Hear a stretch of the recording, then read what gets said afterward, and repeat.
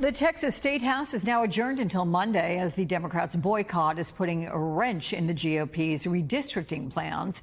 Right now, Democrats who fled Texas are facing a growing number of threats from Republican leadership aimed at forcing their return. Members of the state's minority party say they have no plans to back down. It is an outrageous power grab to try to appease Trump. And our breaking quorum is truly that. It is a stop on the clock. We're not just fighting for our families in Texas. We're fighting for your families in Wisconsin, in Ohio, in Idaho, in California, in New Mexico. We're fighting for your families across the country. And joining me now is Texas State Representative Christian Manuel. Welcome, sir. I'm glad you're here. First question. How long do you and your questions plan to hold out? Is there a date or is there an action by which you will return to Texas? And can I also just ask you, what are the challenges of living for an extended period of time like this outside of your homes? We are planning on staying out for this special session. And the challenges, I think, are like for anyone else. Imagine just having to get up, first thing in the morning, packing clothes for 2 weeks and just getting out and then trying to figure out your businesses, your family life, your doctor's appointments. And that's where we really are. And that's why this is so important to us. We didn't leave just to go on a vacation. None of us are on a vacation. So it's been complicated, but it's worth it because democracy is so important to all of us. I just want to ask if you've been made aware of or already feeling the fact, as we've reported, that apparently if you get direct deposit for your paycheck, they're not going to give it to you that way. You're going to have to go physically into Texas to pick it up. Yeah. Look, let's be honest about it. We make $600 a month, and with our per diem, we all have to have another job. It's not enough money to sustain any of us. And also, we were already paid the first of this month. So that's something that's a long shot. It's far off. I don't think any of us are waiting on a per diem that we can't get anyway until sometime into September. It's a tactic that they're trying to use to put intimidation and fear in people. And I know for myself and as well as the rest of my colleagues, it's not something that we're depending on to live off of that. Okay, got it. Let's take a look, just a very short list of the threats that you and your colleagues are facing. You have Senator Cornyn, who says the FBI has granted his request to help round up Texas Democrats. Texas Attorney General Paxton suing to remove 13 absentee Democrats from office. And the House Speaker announced, to my point again, being paid in person. I jumped ahead of the gun there. Yes. But how concerned are you about all of this? I'm not concerned because the FBI doesn't have jurisdiction in this. And if we were to use the FBI to do something like this, that would be beyond egregious. That would be us literally breaking the law to break the law, which we are not breaking the law. This is the part of the Constitution that allows us to do this.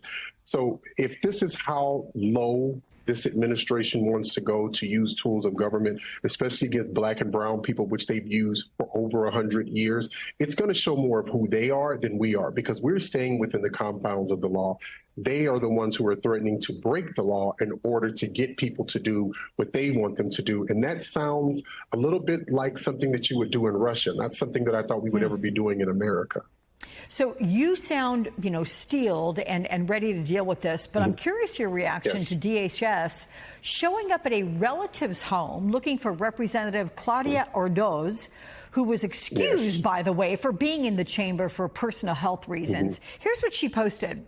Harassing my family, spreading lies, and dragging my name into political games is beyond unacceptable. It is a deliberate abuse of power and an intimidation tactic. What is your response to that? They show up at a relative's house, and that's got to be intimidating for them. Frankly, it's disgusting, and it doesn't make any sense. It is very sad because our families right now are dealing with the fear of not only themselves, but the fear of us, something happening to us, someone trying to harm us. And all of this for someone to get an extra seat in Congress because they feel that this is the right thing to do, which we know it's just uncalled for. And the last person who did it went to jail, Tom DeLay. So it's disheartening. It's sad. this is a time to bring down the temperature. I would hope that our colleagues on the other side of the aisle and people, frankly, on our side of the aisle who want to be just, unruly, that they would realize that we are fighting for what we believe in and within the confounds of the law, and that they would learn to realize that you're putting other people's lives at risk, and you wouldn't want someone to do that to you. We would not do that to anyone. We would hope that they would have a little bit more civility than that. But I think all of our families are doing what they can to stay protected, as well as we are in the different places that we are at. Christian, you said that you would be able to hold out, if you will, for the duration of this special session. Do you have a specific date on that? And how do you see this ending? The special session is going to end on the 19th. And if we want to talk about how I see this ending, is we've already gained a win from this. The main part of this was to awaken the country. We are getting so much access to people across this nation who are waking up and saying what is going on. And also, more importantly for me, my constituency, the vast majority of my constituency, they don't want me to come back until this special session is over. They want me to ring the alarm bells, and that's what I'm going to do. How is it that it's more important for me to have a seat than for my constituents to have a voice? At the end of the day, it is more important that I am doing what my constituents ask me to do than it is for me to sit back and worry about myself and my personal privilege as an elected official. We will all one day be average, everyday citizens, and we will not always be elected. And that's what I'm here for. And I'm sticking out as long as my constituents are sticking it out with me. And my constituents want me to last until the end of this special session, which should be about on the 19th. Okay, sir, I'm glad to hear all of this from you. Again, Texas Representative Christian Manuel, stay safe. Thank you so much for your time. We will. Thank you so much.